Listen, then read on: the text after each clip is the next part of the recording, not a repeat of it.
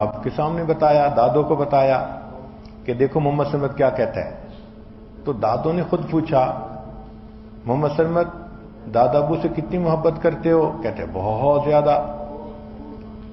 और दादों से कितनी करते हो? कहते थोड़ी सी। उसने कहा मुझसे थोड़ी सी करते हो? कहते हां दादो, मैंने सच बोलना होता है ना।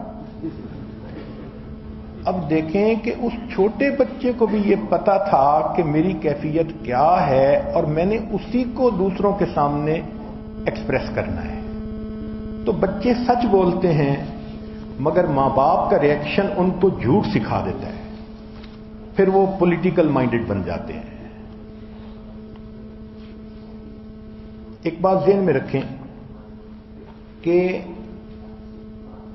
आप बच्चे से जो बात करती हैं वो बात अपनी जगह अहम, मगर उससे ज्यादा ये बात इंपॉर्टेंट होती है कि किस लहजे में किस तरीके से बात करती हैं।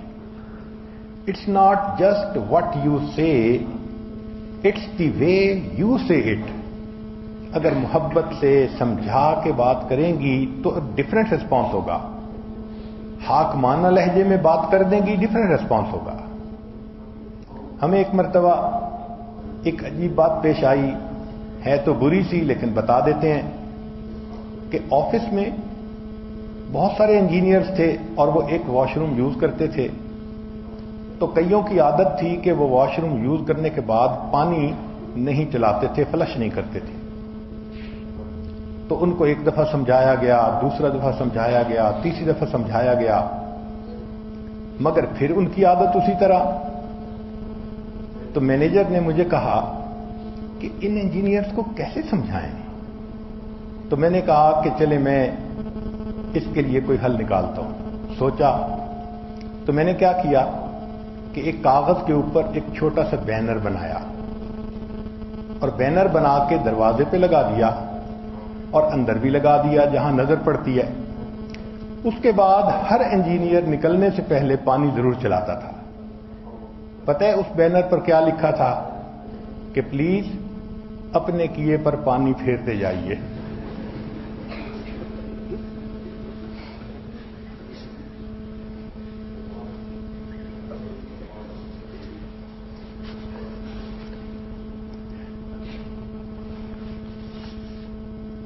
तरबियत के दो अंदाज होते हैं।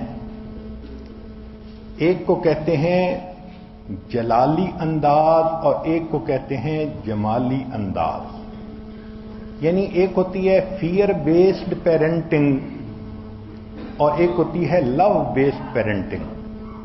आजकल घरों में फियर बेस्ड पेरेंटिंग होती है, अम्मी का डर, अब्बू का डर। तो डर की वजह से बच्चे सीधे रहें। ये जो डर की वजह से बच्चे होते हैं ये डबल माइंडेड होते हैं, ये डुअल पर्सनैलिटी, ये स्प्लिट पर्सनैलिटी होते हैं। लिहाजा मां बाप के सामने ये कुछ होते हैं और स्कूल में जाके, दोस्तों की महफिल में जाके ये कुछ होते हैं। ये दो चेहरे होते हैं। इसलिए फियर बेस्ड पेरेंटिंग कामयाब पेरेंटिंग नहीं आज के दौर में। हां, एक है लव बेस्ड पेरेंटिंग, मोहब्बत के जरिए बच्चे को इतना करीब कर लेना कि वो बच्चा मां बाप की बात पूरी करने के लिए जान भी दे दे। दीन इस्लाम ने लव बेस्ड पेरेंटिंग बताई है।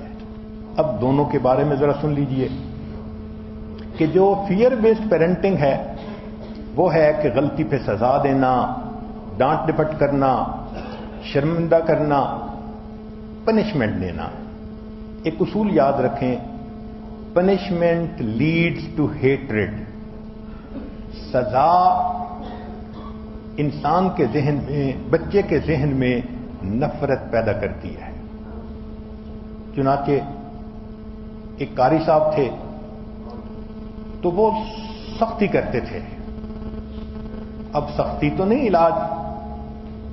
चुनाचे एक बच्चा हिफ्ज के लिए आया। जब उसने कारी साहब को देखा तो उसने जाते हुए मदरसे की दीवार पर लिखा, आई हेट कारी साहब, I hate Madrasa, I hate इस्लाम।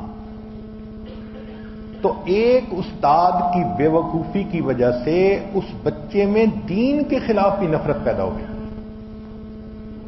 تو یہ فیئر بیسڈ جو ہے یہ نقصان دیتی ہے. بچے دل میں بغض رکھتے ہیں، ان کے اندر انتقام کا جذبہ ہوتا ہے، اوپر سے وہ مکاری کر رہے ہوتے ہیں ماں باپ کے ساتھ.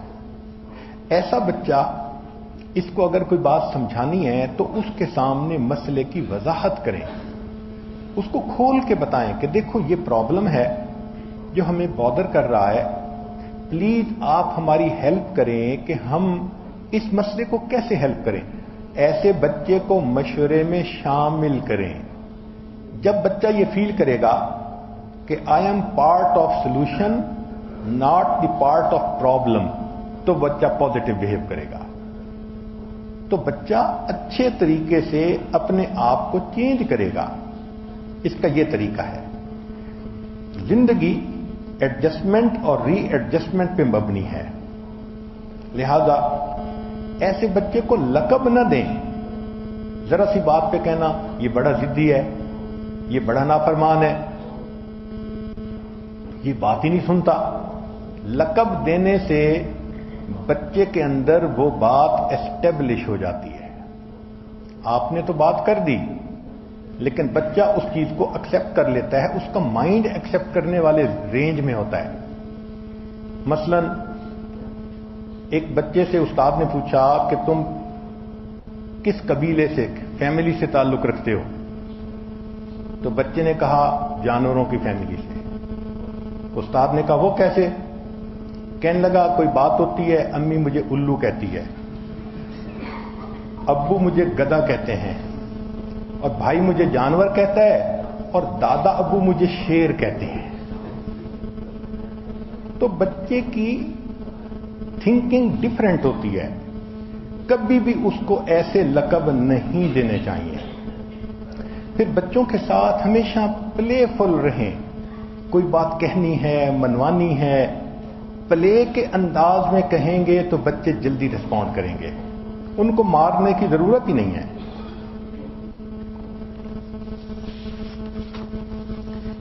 ایک اور بات کہ ایسا بچہ جو نہ مانتا ہو اس کے سامنے ماڈل پیش کریں. مثلا ایک کام وہ نہیں کرتا، خود کر کے دکھائیں.